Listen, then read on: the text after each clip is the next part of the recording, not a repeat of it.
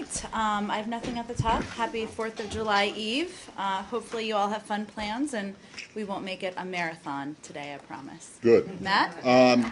Yeah, I got a couple things on Egypt just to begin with.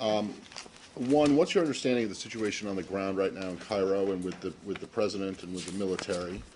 And in anticipation of you saying it's a very fluid situation and we don't really know what's going on, the second part of the question would be, what is your reaction, the administration's reaction to President Morsi's speech last night, and your reaction in turn to the military's response to that? Well, first let me say, and I hate to disappoint Matt as always, but we do, of course, remain very concerned about what we're seeing on the ground. And we do realize, of course, that this is an extremely tense and fast-moving situation in Egypt. We are monitoring it very closely, as you all know, and as we've talked about in here for the past several days, and continue to believe that, of course, the Egyptian people deserve a peaceful political solution to the current crisis. We did, of course, watch this or monitor the speech, or have seen reports on the speech from last evening, and felt there was an absence of significant specific steps laid out in Mr. President Morsi's speech. We had said that he must do more to be truly responsive and representative to the justified concerns expressed by the Egyptian people, and unfortunately that was not a part of what he talked about in his speech. And a larger point here is, of course, that regardless of the contents of his speech, actions speak louder than words, and any words that could be in a speech. And as the President has conveyed, as the Secretary has conveyed, and others have conveyed to their counterparts, it's important for President Morsi to listen to the Egyptian people and to take steps to engage with all sides. Okay, and after the President finished speaking, the military had quite a interesting response. What's your reaction to the military's response? Well, I would say broadly here that we believe all sides need to take steps to talk with each other, to engage with each other, to lower the level of violence and call for an end to the violence. And we're hopeful that that is something that can happen. Well, it sounds as though you were not pleased, to say the least, with what the President had to say, and your refusal to say anything, at least up to this point, in response to the military statement, which was basically, I believe, basically just, we're not going to let fools or idiots ruin Egypt. That you're unhappy with the President, but you're not so unhappy with the military.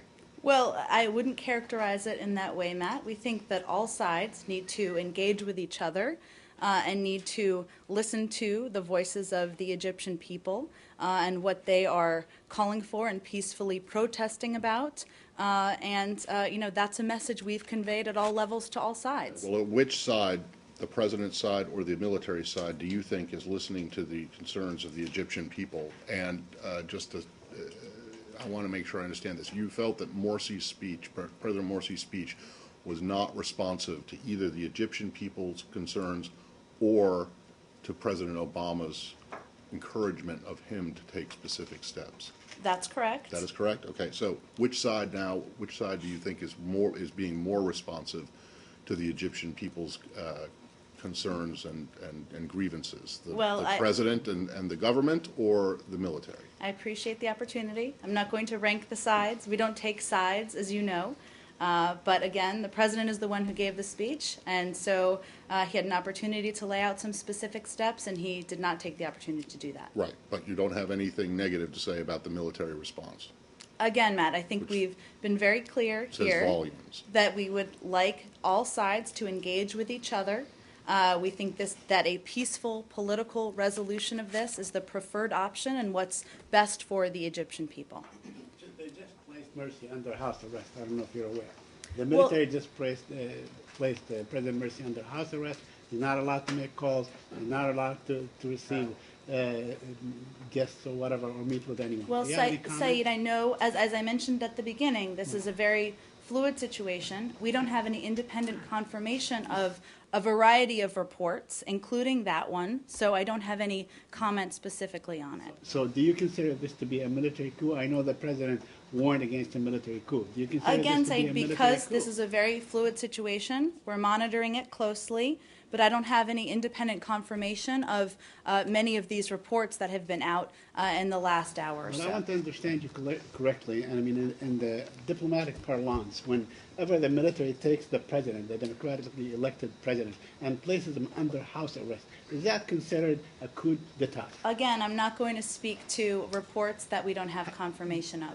Has anyone from the administration, perhaps Secretary Kerry and others, spoken to the military to sort of ask for clarification of the situation? Well, again, not specific to this report, which we don't have independent confirmation of, but we have been in touch with all factions of the government, the military, the opposition in Egypt over the last several days. So, to understand you correctly, the sort of the control and command that the military currently exercises in Egypt is not considered a military rule or a coup. Again, you're ahead of what we know to be confirmed information, so I think we've done what we can on this particular question. Do we have more on Egypt? Are you likely to issue a statement on this particular incident, the placing of President Morsi under house arrest? Said, again, we're monitoring it closely, and as situations warrant a statement, we certainly always consider that. Specifically, have U.S. officials talked with,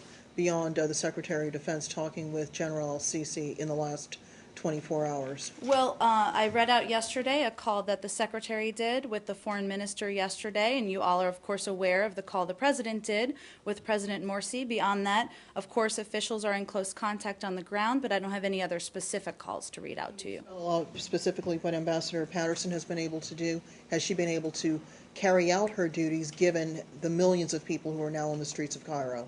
I mean, there's a couple, let me address this a couple of ways. Obviously, as you all know, and we talked about yesterday, but I can confirm a little further now, we closed the embassy yesterday. It will be closed for the coming days. So, of course, that impacts any embassy's ability to some degree. But of course, Ambassador Patterson has been on the ground, as you know, for some time there. We do still have a number of personnel on the ground.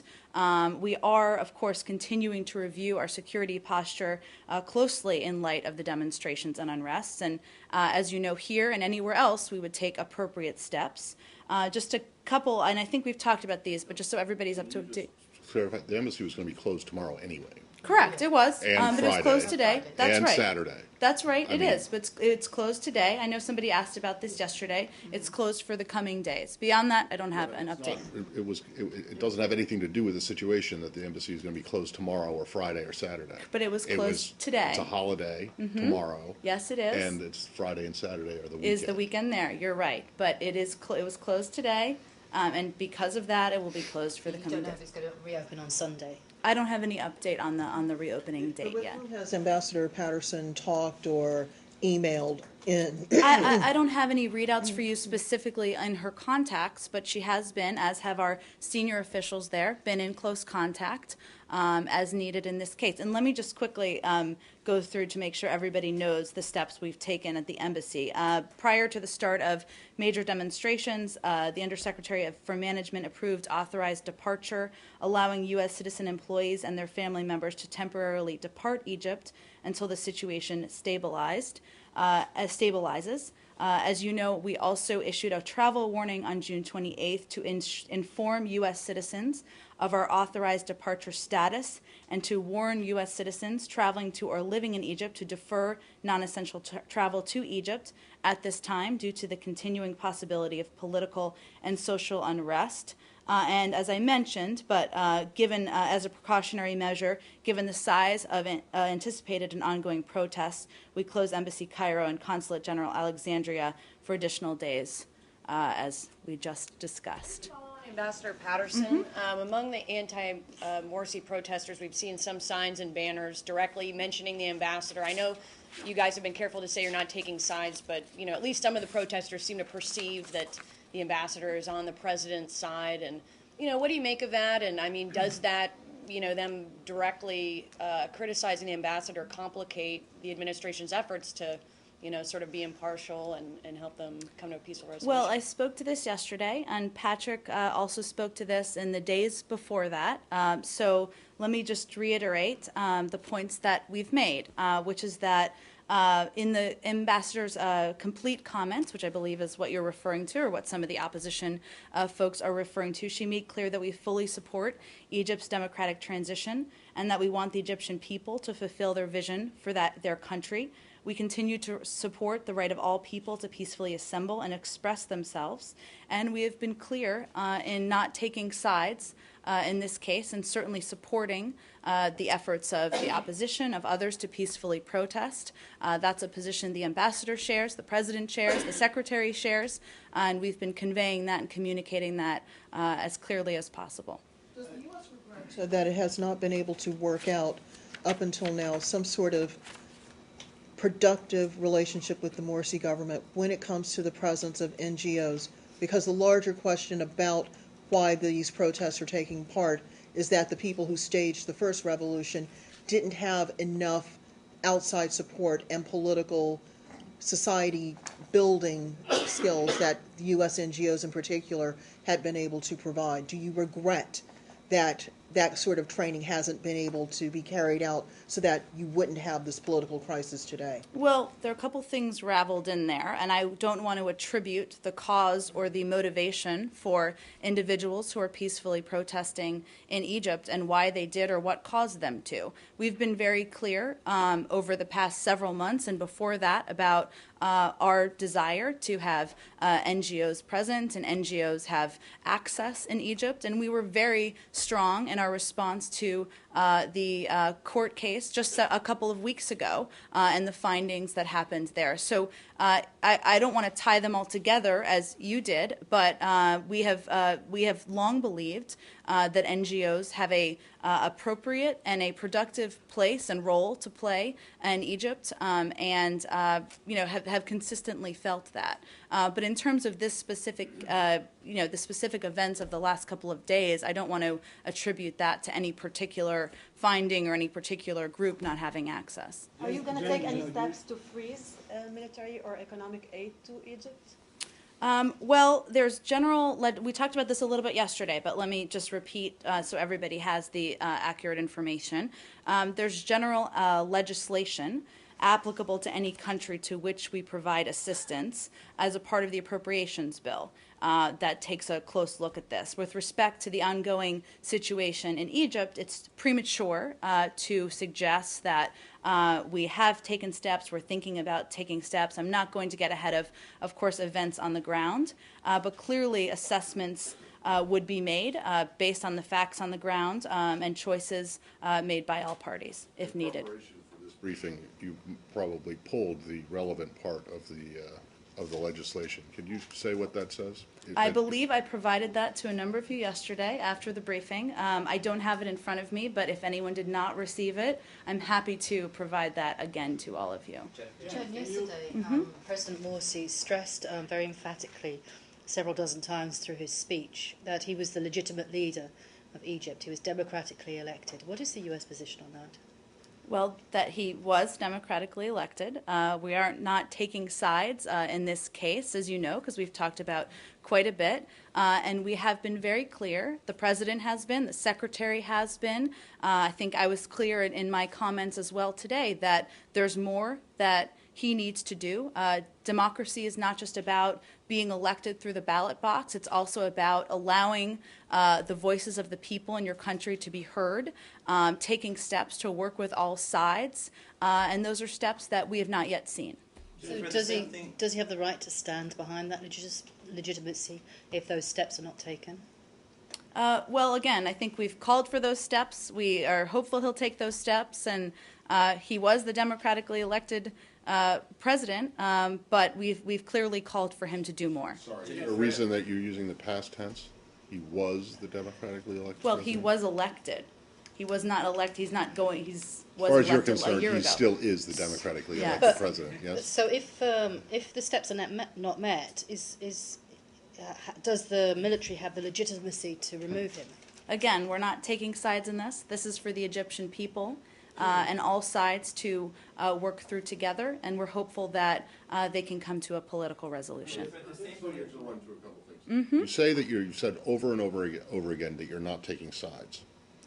Yet, you believe that at least some of the grievances that the protesters have are legitimate and should be addressed, correct? Yes. Okay. You also believe, or you also told President Morsi, not you personally, but this government has told from the president and others, that he needs to take steps to address those legitimate grievances.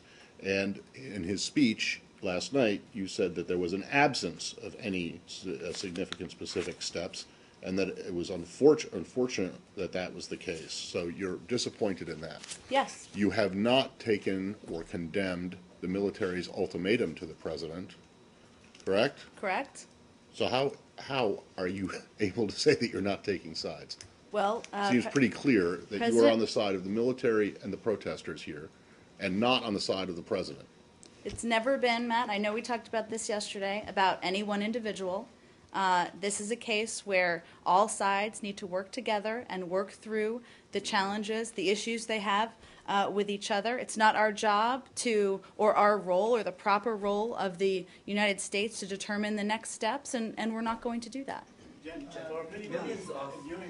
Saeed, one more. I'll come to you right after. Okay. Millions of Egyptians had demonstrated like years ago. I mean, 2 years ago when they wanted to the previous regime to be toppled. Right now, we're seeing the same thing. The same scene is happening.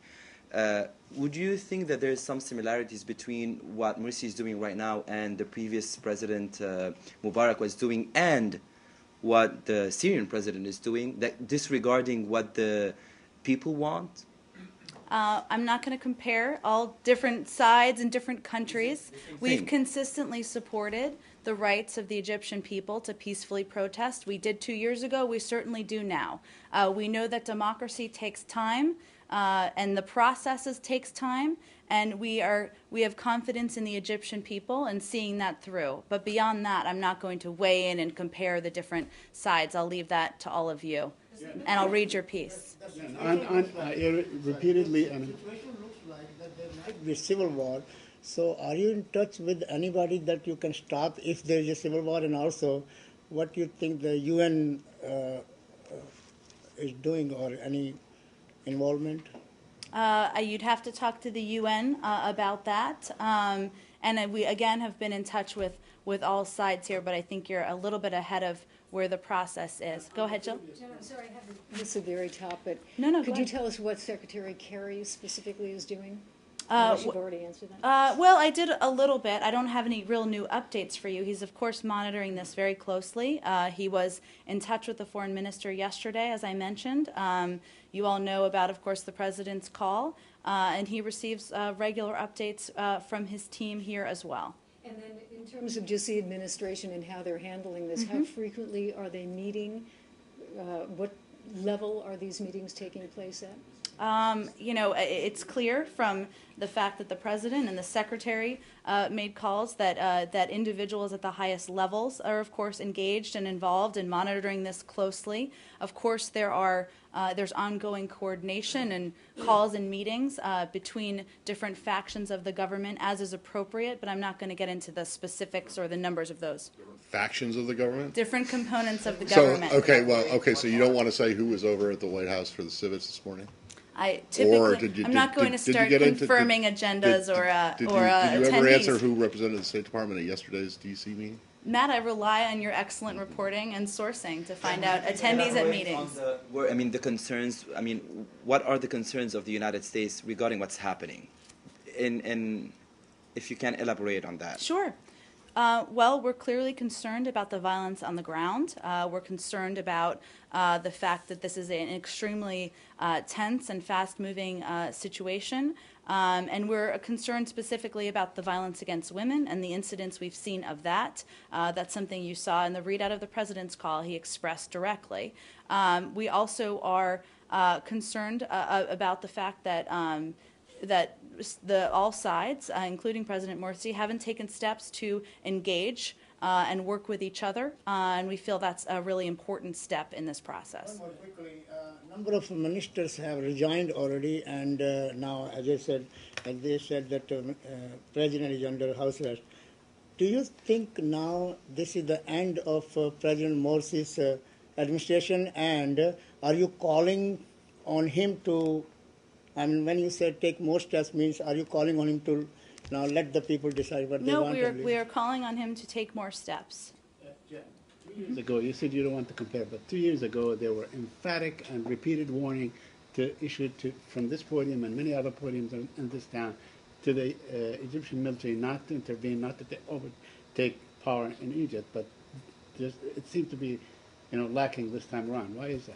Well, Saeed, I don't want to compare now to 2 years ago. Obviously, we're very concerned about the situation on the ground, and we were concerned, of course, naturally, 2 years ago, but we're taking this day by day. We're monitoring it closely. We are very focused at a high level, and we'll respond accordingly as needed. So you remain principally opposed to the military takeover of power in Egypt. I think I've been very clear to the point where you're probably tired of me saying that we haven't taken sides and don't plan to take sides here. But with the apparent lack of condemnation of the military statements, today be considered the result of having watched SCAF run Egypt for about 18 months and not being overly displeased with how it ran the government, absent on-the-ground criticism of its policies at the time? I would not attribute that to be our analysis. This is a case where, again, it's very fluid, and we're watching it every single day, monitoring it closely at the highest levels, but I would not, that may be your analysis, but that is not our analysis. Yesterday we had quite a long conversation with Matt about the specific steps that... Conversation? That made it sound so lovely. Dispute then about the steps that could be taken by President Morsi. And you've repeated that again, that he could do more. Yes. And he needs to take more steps. Can you tell us, beyond what you said about the violence against women, which obviously is very important, but what specific steps do you feel that President Morsi could take to resolve this crisis? We're not going to prescribe specific, that was a mouthful. We're not going to prescribe specific steps from the podium or from here. Obviously, there are private conversations that go on at several levels. But again, it's not the role of the U.S. to determine the prescription from here. We have been clear, and I know I've said these already, but let me just repeat again, that there are broad, immediate steps that can be taken to call for an end to the violence. I know, obviously, I mentioned specifically against women and the incidence of that, and also to engage with all parties. And those are the broad steps that we are calling on him and others to take. President Morsi called for the formation of unity government. Do you think this could be a good solution for this situation right now? And should the opposition answer that call? That's the first question. The second question, I know you don't want to speculate, but what sort of steps would amount to a military coup from your point of view? Well, let me take the first one first, as is natural in the order. This is something that President Morsi has called for in the past. It doesn't take me stating this. You've seen from officials on the ground and the opposition and others that was not a satisfactory step. It is not for us to judge that, but it doesn't seem like it's a new step. And last night was an opportunity for him to propose steps or new steps, which he, as I mentioned near the beginning, did not. And in terms of I'm not going to get ahead. You are right. I'm not going to speculate. I'm not going to get ahead of where we are in the process or where things are on the ground. I'm not asking you to speculate about what's going to happen in Egypt. I'm assuming the administration has certain definition for a military coup that probably can be applicable everywhere in the world. What's your definition? What's the administration definition of a military coup? I'm happy to get you that, but I wouldn't ascribe specific words. Each scenario is different, and if you need our specific formal government definition, we'll get that around to everybody. If the military forced Morsi to step down, would that amount to a military Again, I'm coup? not going to speculate on events that have not yet happened. Can you follow up with officials in Israel in regard to the situation along the border? Is there any concern about the integrity of the Israeli-Egyptian border? Well, we are in regular contact. I'm not, as you know, I'm not aware of recent calls regarding that specifically, but I'm happy to check for you and see if there's anything to report back. Please. So, Jen, you're obviously saying that the unity government idea is not sufficient. Is the U.S. making that point to President Morsi? Well, again, it's not for us to make, but this is the same proposal that's been proposed in the past, and that others in Egypt have not supported or not felt was sufficient enough. So Is that U.S. message getting directly, or are you giving that message to President Morsi? it's not. or his I'm people? I'm Or, I mean, repeating you're what making the others point what here. others have stated on the ground in the past when this has been proposed.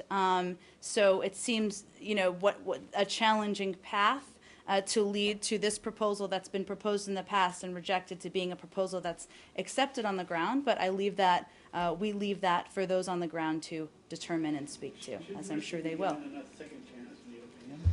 I'm sorry, can you say that one more time? Should President Morsi be given a second chance to put his house in order? Well, he has an opportunity now to take steps that we've outlined, and he didn't do that in his speech last night, but we'll see. Egypt? Oh, go ahead. When was your last contact with the Egyptian government? You know, we're officials up and down the ranks here and in Egypt are in touch. So I don't have a specific date line of when the last contact, but just in regular contact and over the course of the past couple of days. Secretary of State of Secretary Kerry, when was that? The last phone He call? spoke with the foreign minister yesterday. That was it. Not on Monday?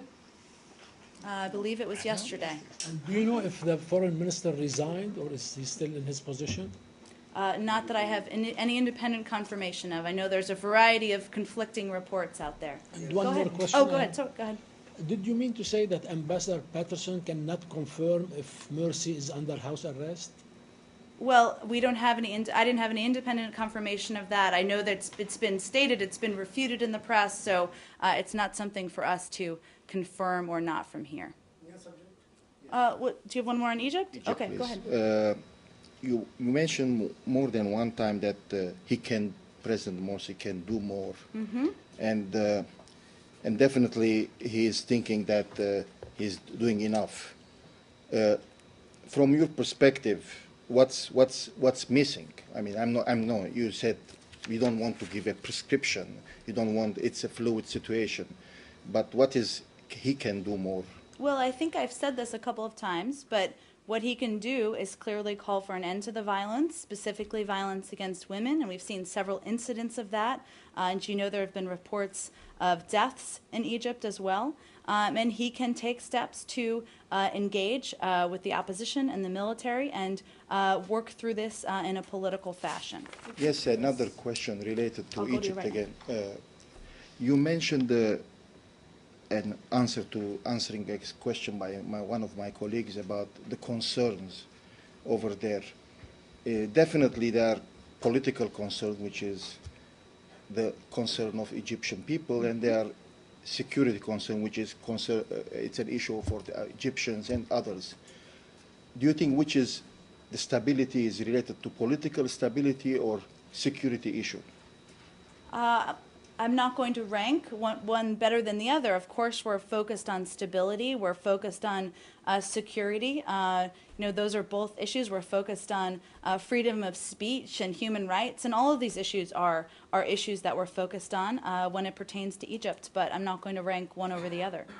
And you mentioned maybe 5 or 6 times, I mean, yesterday another 5 or 6 times. You are not taking sides, and when you answering this question, taking sides usually is talking about either President Morsi or SCAF.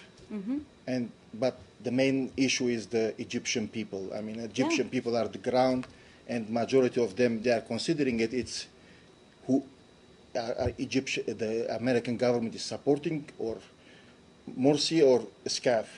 So what's your answer? I mean, I cannot say to the Egyptian people, I'm not taking sides, and they are having demands.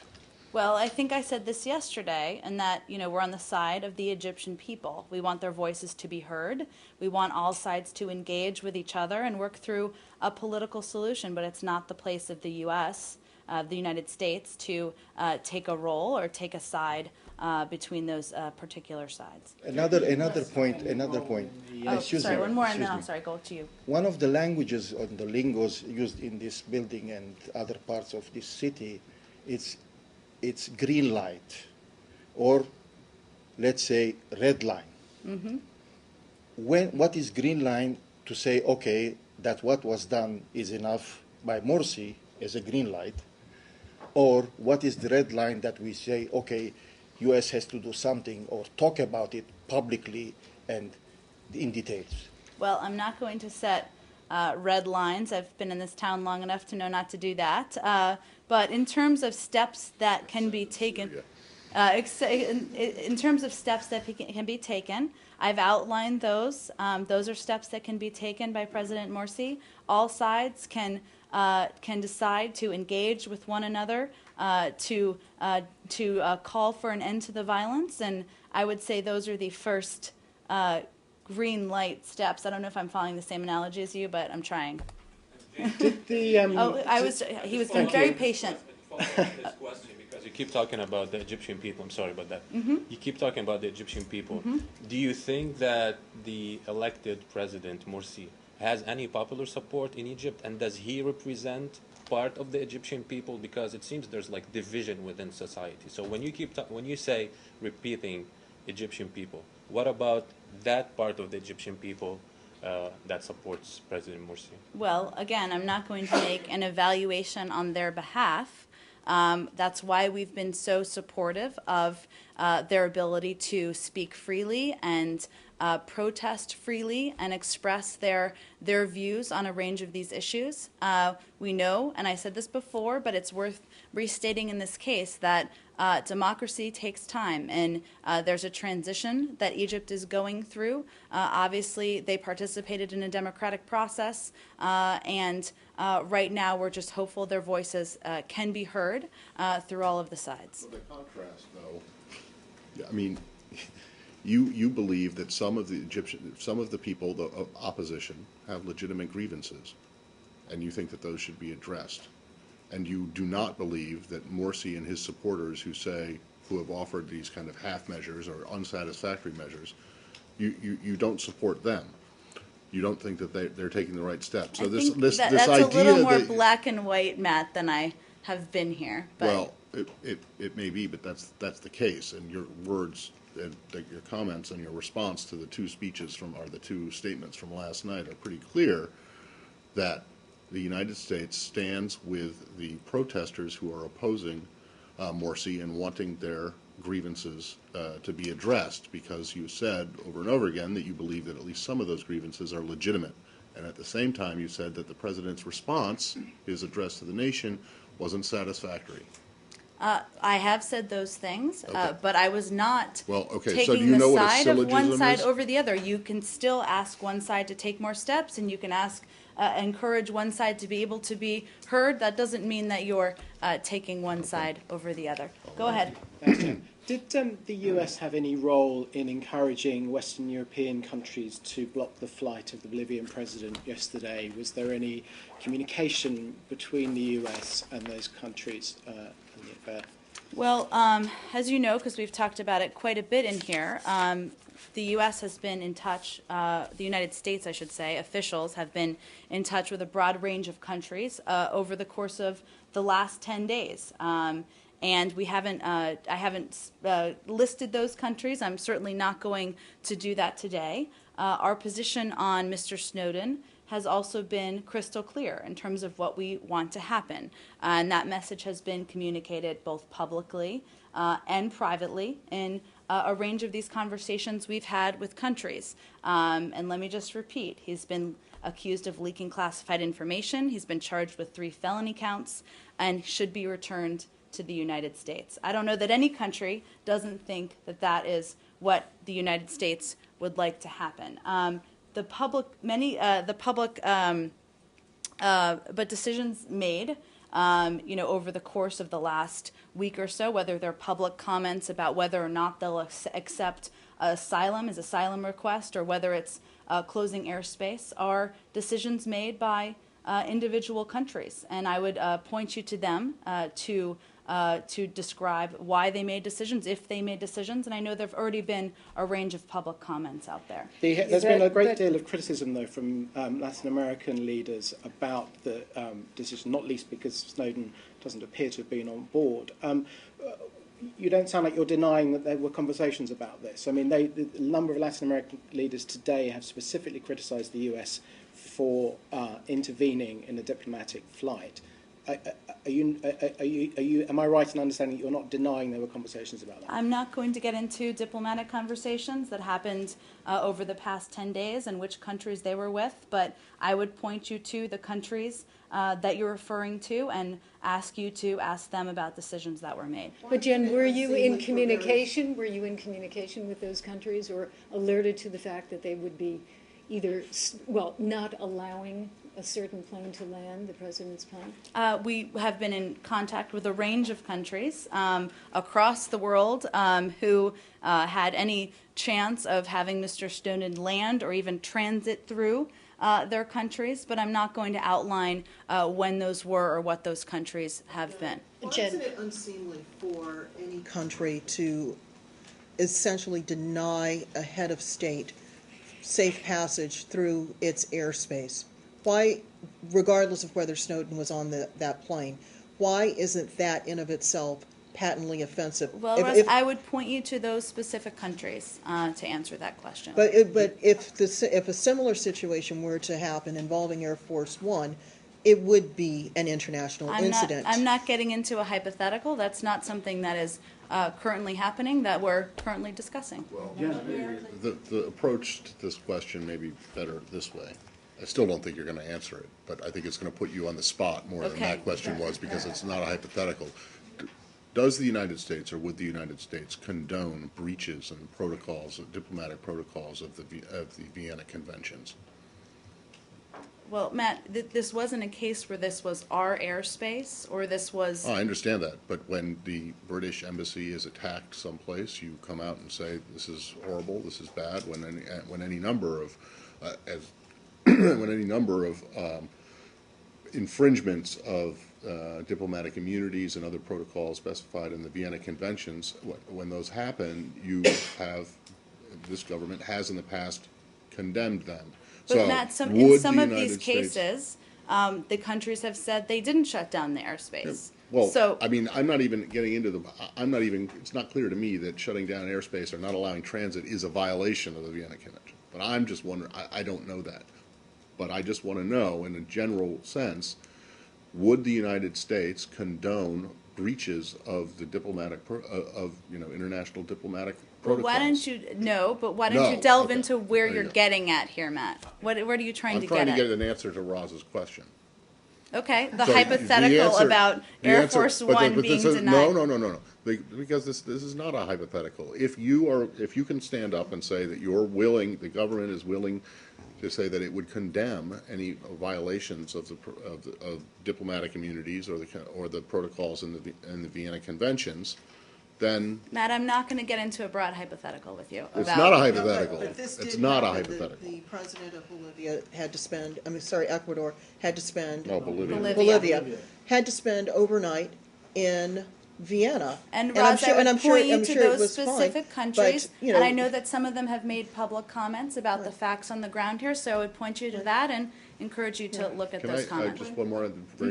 Can you say whether the United States or whether you're aware that the U.S. government had ever, at some point, had any information that Snowden might be on this plane?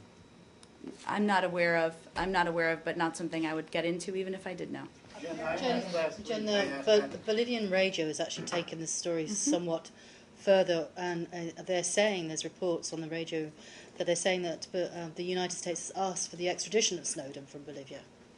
What's your comment on that? Well, we've broadly asked for Mr. Snowden to be returned from any country where he may be, where he may land, where he may transit. Has there been a specific demand made today? I'm not aware of, and I wouldn't get into specific countries either. I asked last week, Patrick, the beginning of last week, whether there's an extradition treaty with Bolivia, And is there an extradition treaty with Bolivia? And what is that treaty? What does it cover? Just You know, Saeed, it's criminal all activity? on the State Department website. So I would encourage you to look there in terms of which countries there are extradition But you don't treaties know with. right offhand. whether- I don't know off the top of my head. Apparently, the Austrian authorities searched the plane of Morales. Did the U.S. ask for that? Again, I would point you to all of these individual countries to describe to you what happened and why any various decisions were made. Did you consult with Austrian authorities when they let the plane touch down, when they let the plane I go on think the my ground? last answer answered that question. Jill? The father of Mr. Snowden has issued a couple of statements, most recently, I think, yesterday. Has the State Department specifically been in touch with him to, help facilitate some type of conversation? I'd have to check on that, Jill. As you know, there's an interagency process here, which includes working with the Department of Justice, working with the White House and others. So I'm happy to check if there's anything we can Please. offer you on that. India? Yes, ma'am. Minister from India for Power and Energy, Mr. Scindia, is in Washington, and he was speaking yesterday at the Brookings. And the topic was that Indian power or energy security, and of course the secretary was in India, and they discussed all this, and they had an agreement also. My question is here, if Mr. Scindia is meeting anybody in the department while in Washington, and of course, he was here on the invitation of Brookings only. But I don't understand, since the secretary was there and they discussed all this, Yeah. and why still he's in Washington on the invitation of Brookings. Is anything going on in the building with him? You know, Goyal, it certainly is possible he has working level meetings. I'm not aware of whether he does or doesn't, but I think this just further confirms the importance of our strategic relationship with India, all the close contact. And one more quickly on the same issue. Energy is now must and important for India because it's been a long time as far as the U.S.-India civil nuclear agreement and all that. Is that agreement still on, or they are looking into different and alternative sources of energy for India? I know that energy and access to energy was a big topic of discussion when the secretary was there, and certainly it sounds like when this other individual is in town, it has been. So I'm not aware of any new updates, but just a constant conversation about that issue. What I wanted to clarify is the nuclear energy, civil nuclear energy, is still on or is off the table? Well, I know that they've been discussing the update on that agreement. I'm not aware of any update to that. Go ahead.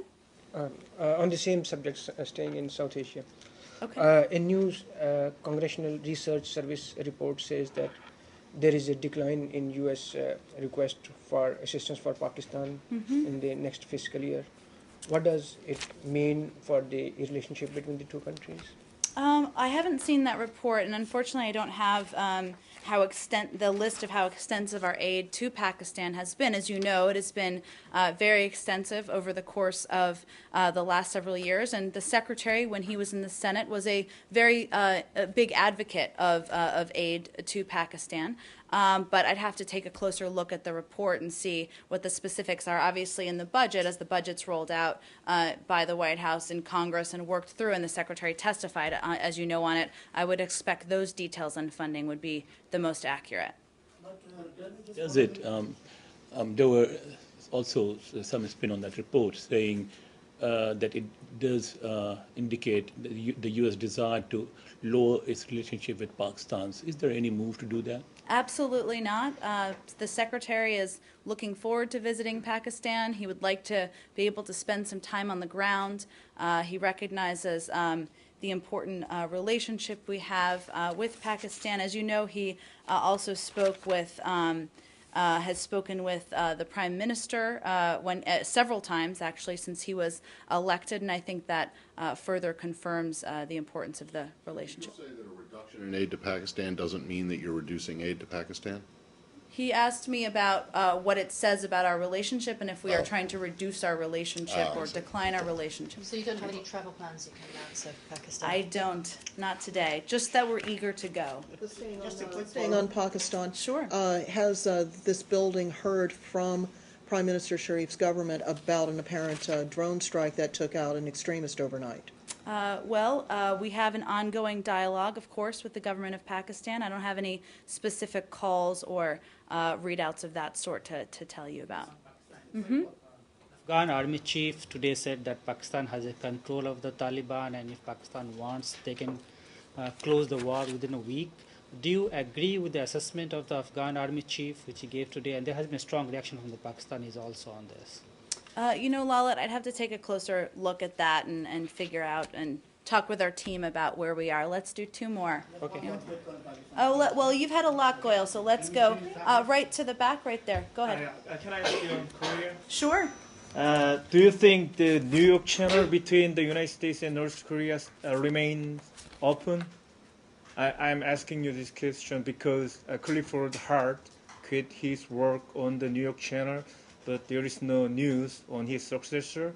So who's handling the New York Channel in the U.S. government, at the State Department? Well, again, we have means of talking with North Korea, but we don't talk about those in specifics. Our focus right now is more on working with our partners in the region to put the necessary pressure on North Korea to take steps to denuclearize. And there were meetings just a couple of days ago that the Secretary was a part of that were focused on that, but we do have a full team here, very focused on that issue and having a range of conversations. Yes, just one more.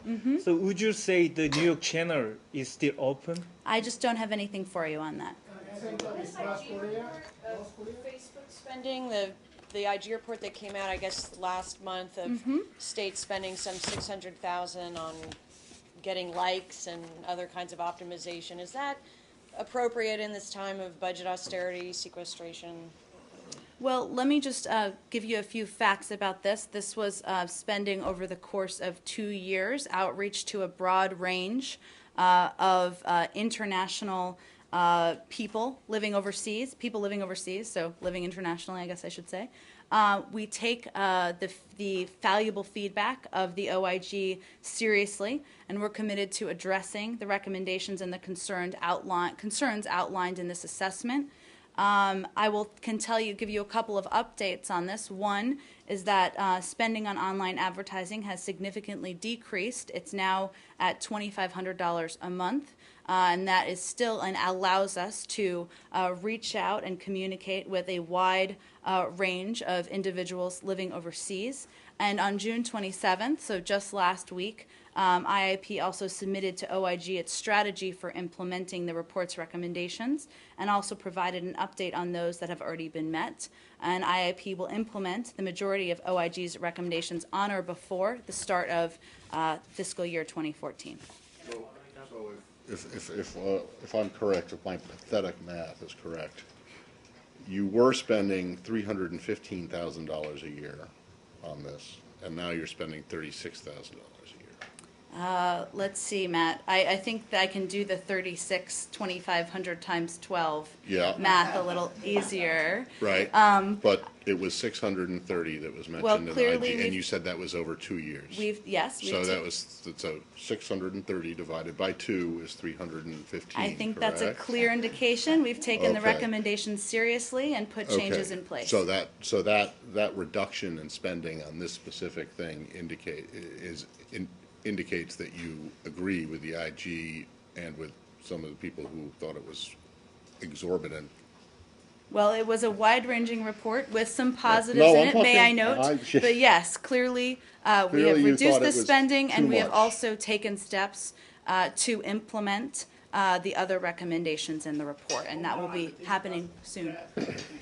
Yesterday, the Palestinian Authority President Mahmoud Abbas gave a strong endorsement that Secretary Kerry's efforts will succeed. Could you tell us what has transpired between Sunday, when things looked so bleak and so bad, and yesterday? That sounds like a concrete example of making progress, doesn't it? Could you tell us I was just waiting for you to say that, because I thought at the beginning, when we were talking about President Morsi, that actions speak louder than words, and only actions mean progress.